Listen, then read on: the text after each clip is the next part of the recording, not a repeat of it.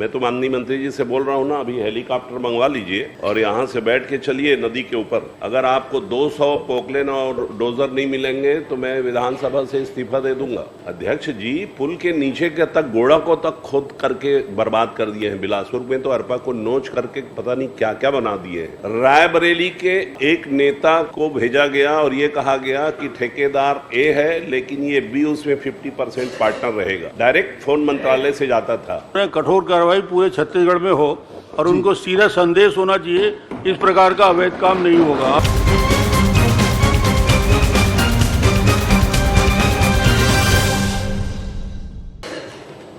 अध्यक्ष महोदय, प्रश्न जांजगीर चांपा जिले का भर नहीं है।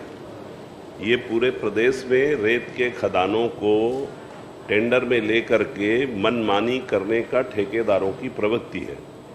मैं तो माननीय मंत्री जी से बोल रहा हूँ ना, अभी हेलीकॉप्टर मंगवा लीजिए और यहाँ से बैठ के चलिए नदी के ऊपर। अगर आपको 200 पोकलेन और डोजर नहीं मिलेंगे तो मैं विधानसभा से इस्तीफा दे दूंगा। प्रश्न ये है कि अनुमति नहीं है, लेकिन बिना अनुमति क्यों चलाते हैं? तो कैसे चलाते हैं अध्यक्ष महोदय? आप अभी चलिए, अभी आप अपने अधिकारियों को ऑर्डर करिए। अगर 50 पोकलेन नहीं मिलेंगे नदी के अंदर, अध्यक्ष जी, पुल के नीचे के तक गोड़ा को तक खोद करके बर्बाद कर दिए हैं। बिलासपुर में तो अरपा को नोच करके पता नहीं क्या क्या बना दिए हैं। तो माननीय मंत्री जी, आप इसमें विभाग के अधिकारियों को स्पष्ट निर्देश देंगे क्या कि 15 दिन तक लगातार मुहिम चला करके पोकलेन जब्त करें? 15 दिन उनका बिजनेस तो बंद होगा ना, मैनुअल करना पड़ता है एक। और दूसरा, आपसे मैं एक प्रश्न ये पूछना चाहता हूँ कि क्या प्रदेश की जनता पर आप कृपा करने के बारे में विचार करेंगे कि ये रेत वेत का ठेका वेका करके तमाम बाहुबलियों को इस व्यापार को करने से रोकिए और ग्राम पंचायत के हमारे सरपंचों को जैसे पहली व्यवस्था थी वैसा दे दीजिए। अच्छा होगा, बुरा होगा, लेकिन कम से कम ये बाहुबली और जो तहसीलदार को दौड़ा देते हैं, फॉरेस्ट वालों को पीटते मारते हैं या खनिज वालों को तंग करते हैं, इस तरीके की घटना नहीं होगी।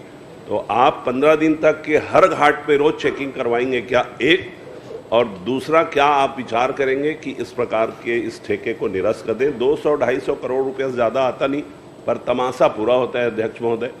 अब पिछली सरकार में अध्यक्ष महोदय, मैं एक बात बताना चाहता हूँ, बलरामपुर में रायबरेली के एक नेता को भेजा गया और ये कहा गया कि ठेकेदार ए है लेकिन ये बी उसमें 50% पार्टनर रहेगा। डायरेक्ट फोन मंत्रालय से जाता था और ये बिल्कुल सच बात है। एक जगह और इसी तरीके से नेता भेजे गए। तो ये सब जो विकृतियां हैं उसको दूर करिए भाई। अब वही जवाब आप देंगे अगर वही सरकारी लिखा पढ़ी में नहीं, नियम में नहीं है, वहाँ कोई जब्ती नहीं हुआ है। 70,000 में लाओ ना, 70,000 लेते जाना, मैं रोज जाके उल्लंघन करके रेत निकालूंगा। क्या करोगे आप? ये कोई हल थोड़ी हुआ है। आप हल निकालिए, रेत के माफियाओं पर शिकंजा कसिए और इस प्रदेश की जनता को रेत उपलब्ध हो और रेत माफियाओं की दादागिरी खत्म कर दीजिए। ये आपसे मेरा निवेदन है। अध्यक्ष महोदय, रेत खदान जांजगीर चांपा के विषय पे यहाँ पे चर्चा चल रहा है।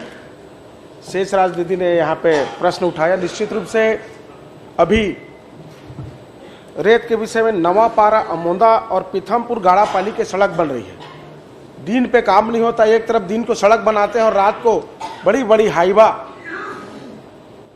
उस सड़क को खराब कर रही है।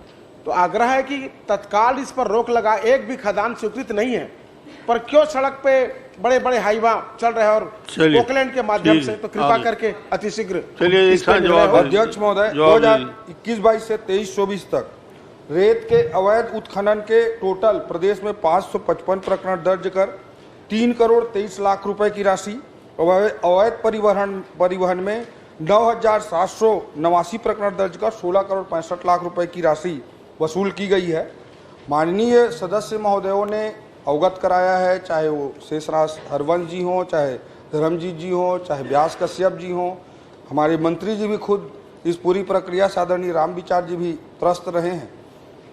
अध्यक्ष महोदय, जैसा कि आदरणीय सदस्य ने कहा है कि आगामी 15 दिन तक कठोर कार्रवाई की जाए। जो गलत कर रहे हैं उसको विभाग के जितने स्टाफ हैं, जितना फ्लाइंग स्क्वाड है, उसका पूरा प्रयोग करते हुए आगामी 15 दिन 20 दिन लगातार हम लोग अच्छे से कार्रवाई सुनिश्चित करेंगे। एक अध्यक्ष पूरा महोदय। पखवाड़ा चलाइए जी, और जैसे धर्मजीत जो बोल रहे हैं कठोर कार्रवाई पूरे छत्तीसगढ़ में हो और उनको सीधा संदेश होना चाहिए इस प्रकार का अवैध काम नहीं होगा। आपने जवाब ठीक दिया।